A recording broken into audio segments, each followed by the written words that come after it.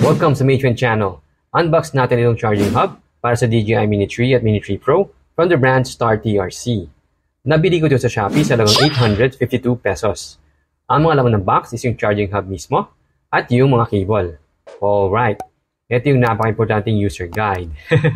At finally, ang Star TRC charging hub. Napaka-minimalist. You can see here yung tatlong slots, contact points, and the LED lights.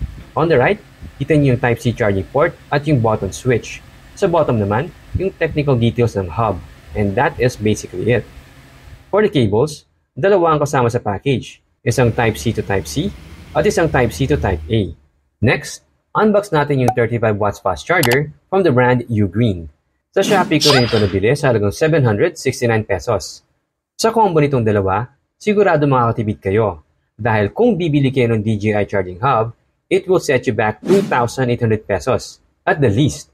At pwera pa dyan yung fast charger. Kaya panalo itong budget-friendly combo na ito. And I highly recommend this if you're in the market for a charging hub. For fast charging, ang recommended ng DJI is a 30 watts USB-C charger. Perfect itong 35 watts output from this Ugreen USB-C charger.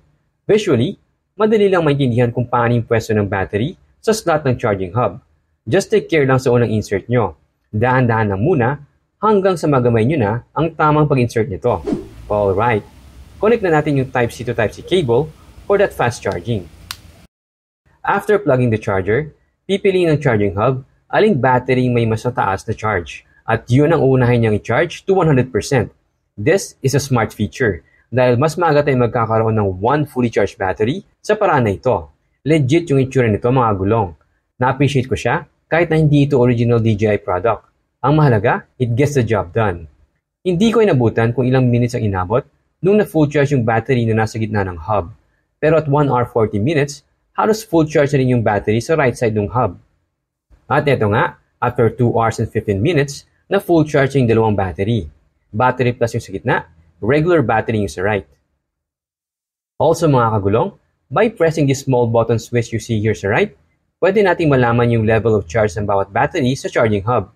Ayan, so 4 LED lights, meaning 75 to 100% ang charge sa mga ito. And that is it for this budget-friendly combo of Star TRC charging hub and Ugreen USB-C charger. 5 weeks ko nang gamit ang mga ito at happy and satisfied ako with this purchase.